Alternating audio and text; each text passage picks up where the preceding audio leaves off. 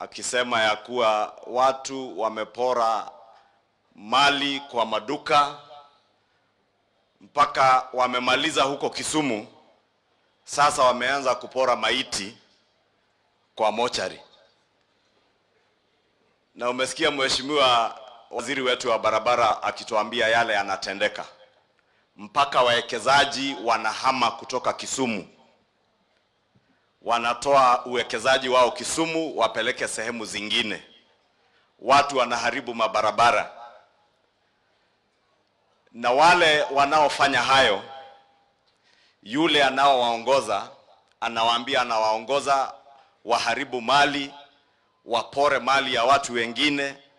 Watoto wa mamama na wazee wauawe kwa maandamano kwa kisingizio cha gharama ya maisha na kufunguliwa kwa sava.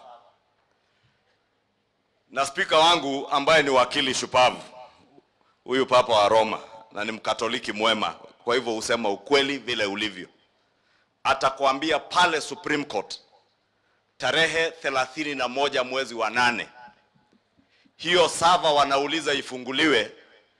Supreme Court iliamrisha ifunguliwe, ikafunguliwa, wakakagua na wakatosheka na yale yaliyokuwa ndani ya sava.